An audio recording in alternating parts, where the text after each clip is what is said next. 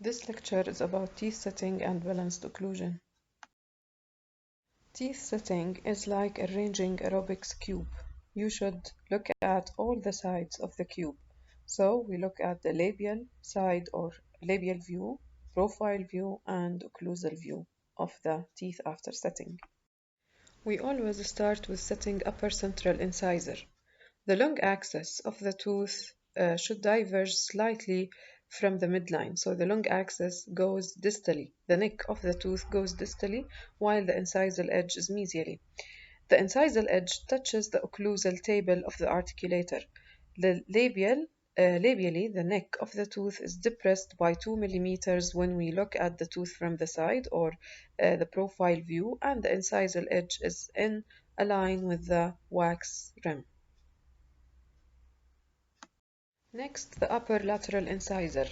The incisal edge is positioned parallel to the occlusal plane, but it is 0.5 to 1 millimeter above it, so there's no contact between the incisal edge of the lateral incisor and the occlusal table of the articulator.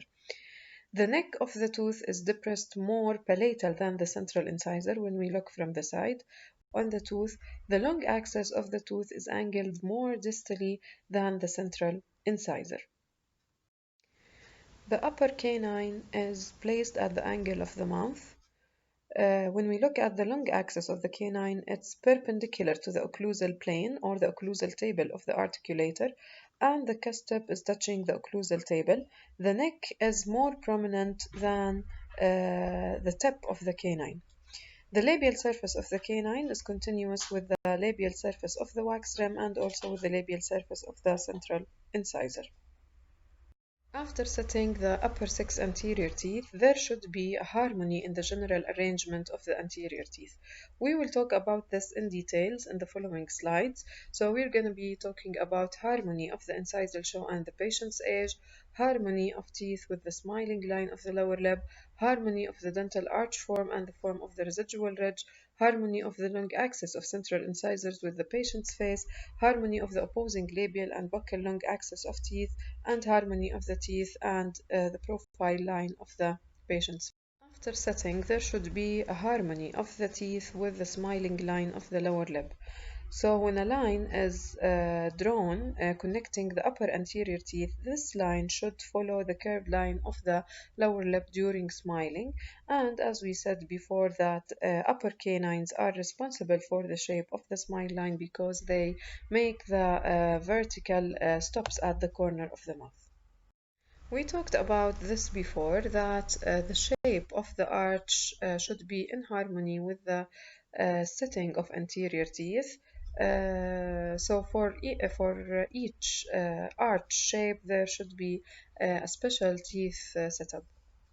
There also should be a harmony between the long axis of the teeth with the long axis of the face. To give a natural appearance. As you notice that the long axis of teeth on the right side is not parallel to the long axis of the teeth on the left side.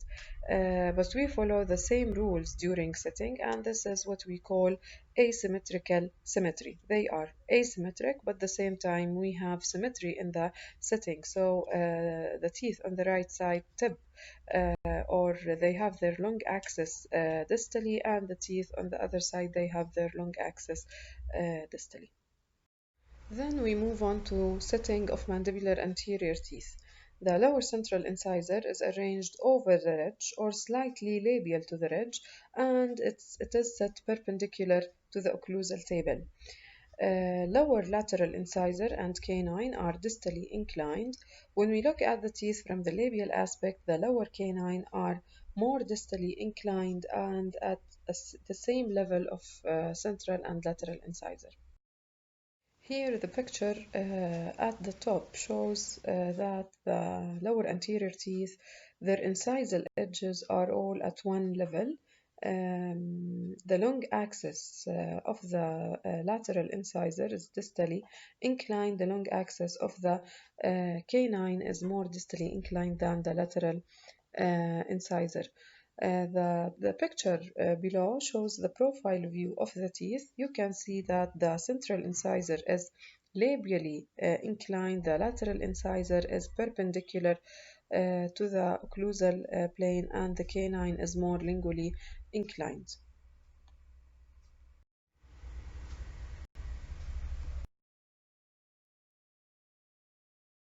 So the incisal guidance is the path on the lingual surface of the maxillary anterior teeth along which the mandibular anterior teeth glide during protrusion. In complete denture, an overjet of 1 mm creates an incisal angle less than 15 degrees. So the incisal guidance angle is formed by the amount of vertical overlap or overbite between the teeth when viewed in the sagittal plane. Now, to understand the effect of overbite and overjet on the incisal guidance angle, look at the middle of this slide. We have a right angle triangle where the horizontal arm is the overjet, the vertical arm is the overbite, and the angle, the 15 degrees here, is representing the incisal guidance angle. Look at the top left side of the slide where the overjet is fixed and the overbite is reduced, the incisal guidance angle is reduced. If we look at the top right side of the slide, if we increase the overjet while the overbite is fixed, the angle is also reduced. It's less than 15 degrees. If you look at the lower left side of the slide, if the overbite is increased while the overjet is fixed, the angle is increased, and if the overjet is reduced while the overbite is fixed, also the angle is increased. So the incisal guidance angle increases with increase in overbite and decrease in overjet. In complete denture construction, we need a shallow incisal guidance angle, so it is the best to enhance denture stability. We can achieve this by reducing the vertical overlap or overbite, but this may affect the aesthetics. So we usually tend to increase the horizontal overlap because it doesn't affect aesthetics or phonetics. Look at the first incisal relationship at the left. When the overbite is increased, the incisal guidance angle is increased. In the middle relationship, the overjet is increased, so the incisal guidance angle is decreased a little bit. In the third relationship at the right, the overjet is increased while the overbite is the same, and the incisal guidance angle is decreased. Now, if we look at upper and lower 6 anterior teeth, the relationship at centric occlusion should be as that upper anterior teeth are set with an overbite of 0.5 to 1 millimeter and an overjet of 1 to 2 millimeters to establish a low incisal guidance of 15 degrees. There should be no contact between upper and lower anterior teeth at centric occlusion. There should be an equidistance overjet, and a shallow incisal guidance is very important to enhance the denture stability. Moving to the posterior teeth, we start with the first premolar, upper first premolar. From the buccal side, the long axis of the tooth is perpendicular to the occlusal table. From the profile or the side view, only the buccal cusp is touching the occlusal table, while the palatal cusp is above the occlusal table. Upper second premolar, the long axis of the tooth is also perpendicular to the occlusal table. From the side view, both cusps are in touch with the occlusal table of the articulator. For the upper first molar, the neck of the tooth is more mesially inclined. Regarding the cusps, none of the cusps is in contact with the occlusal table except the mesopalatal cusp. If you look at the mesobuccal cusp, it's 0.5 millimeter above the occlusal table, while the distobuccal cusp is 1 millimeter above the occlusal table. If you look at the profile view, also only the mesopalatal cusp is in contact with the occlusal table. If we look at the occlusal view, the labial surface of the mesobuccal cusp is in a line with the labial surfaces of both first and second premolars, while the labial surface of the tooth, which I mean both for the mesobuccal and distobuccal cusps, is in line with the labial surface of the second molar.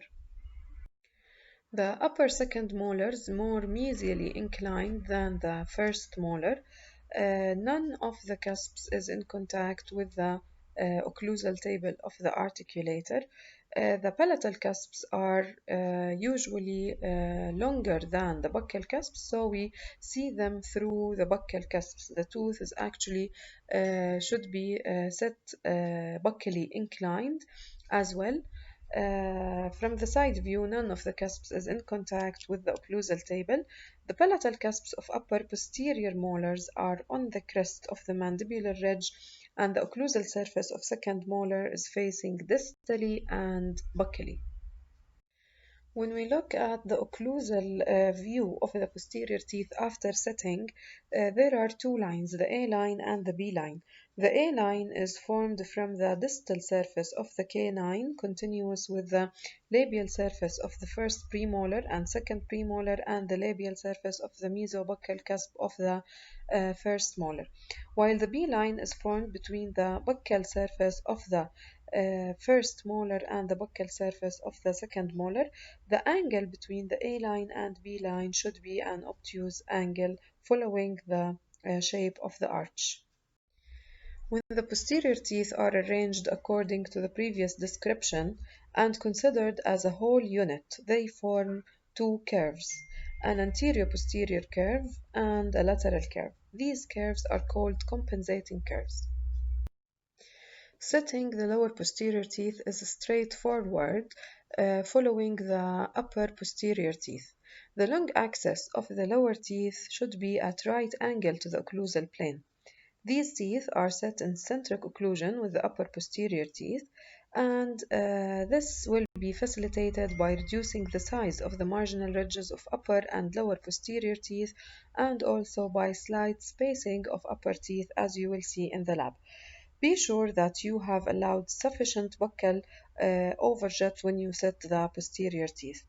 It's very important that the lower first molar is placed over the crest of the lower ridge and the central fossa occludes with the mesopalatal cusp of the upper first molar. This is considered the key of occlusion.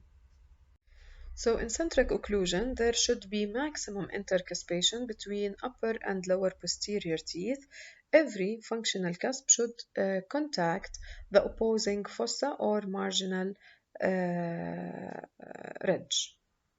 In the lower picture, you can see that there must be a buccal overjet of posterior teeth, or what we mean the horizontal overlap, buccal horizontal overlap. So upper posterior teeth should overlap the lower posterior teeth.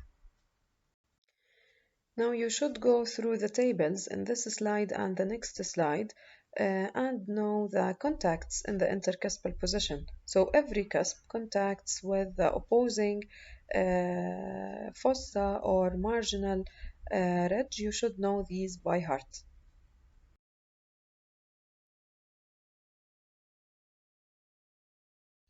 So in centric occlusion, there should be maximum contact or maximum intercuspation between upper and lower posterior teeth and no contact between upper and lower anterior teeth. As the temporomandibular joint moves, the mandible moves. So we have a wide range of movements.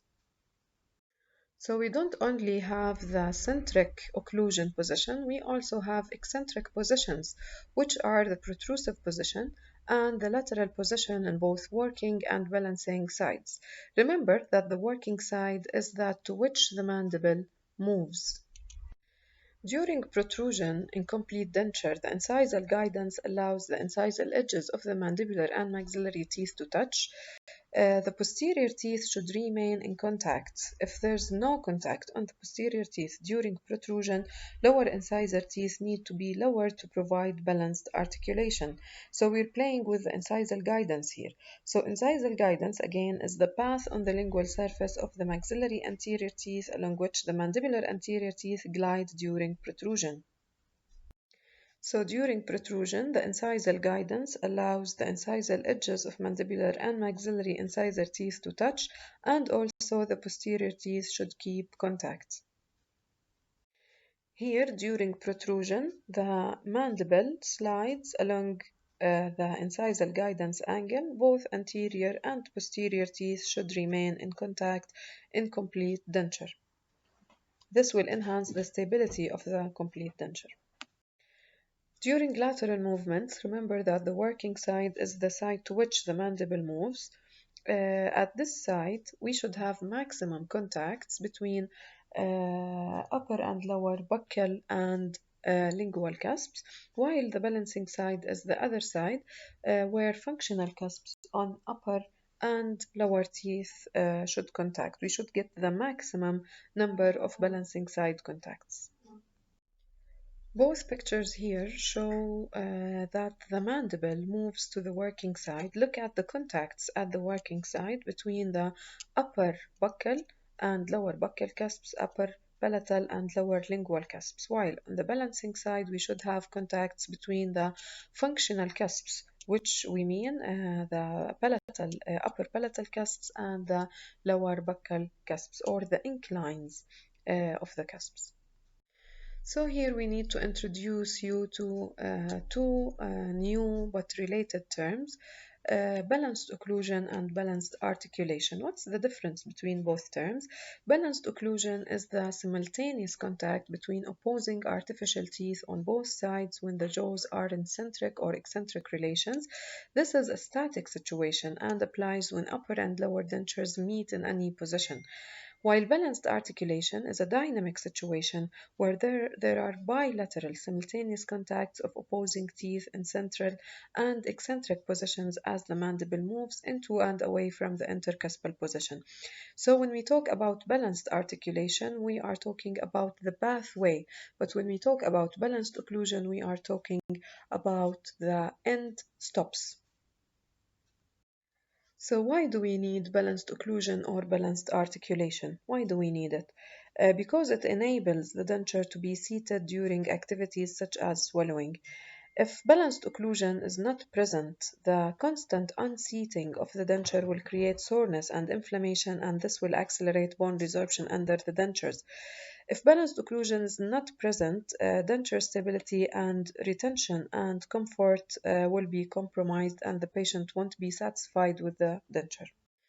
In order to achieve balanced occlusion, we should understand the factors that affect balanced occlusion. We have 5 factors which are set on a way or on a balance. On one side, we have condylar guidance and incisal guidance of that balance, and on the other side, we have the orientation of the occlusal plane, the cuspal angle, and the compensating curve. So these are the factors which influence the balanced occlusion, and we will talk about them in details. The factors which influence the balanced occlusion are represented here: the incisal guidance angle and the condylar guidance angle at one side. On the other side, the compensating curve, the occlusal plane, and the cuspal angles of posterior teeth. These factors, these 5 factors, are called the Hanau's quint.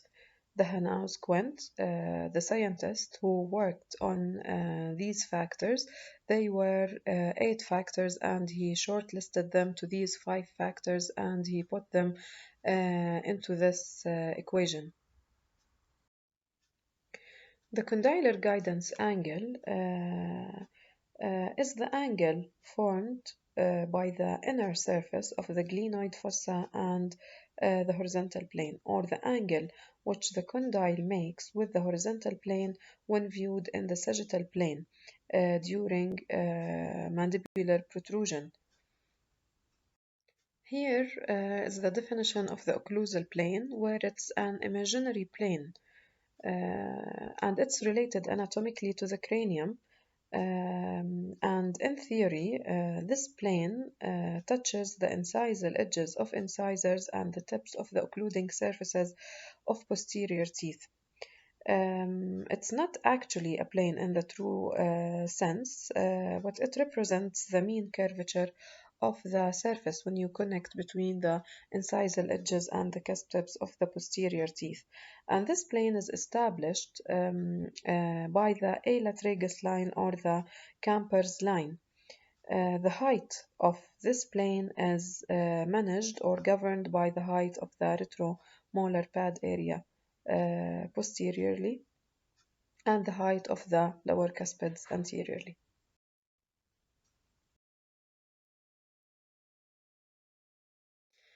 Theoretically, in order to have contacts between anterior and posterior teeth during all mandibular movements, the incisal guidance angle should be equal to the condylar guidance angle and also equal to the cuspal angles of posterior teeth. This is only in theory, just to represent the relationship between these factors. Do you remember the compensating curves, which we said they will originate after setting of upper posterior teeth, after following the setting rules? So the compensating curve is defined as the anterior posterior and mediolateral curves in the alignment of the occluding surfaces and incisal edges of artificial teeth, which are used to develop balanced occlusion. We will talk in details about all these factors in the next lecture and how to change or how to play with these factors to achieve balanced occlusion. But you should know the definitions and understand the factors very well before we talk about them in the next lecture. Thank you.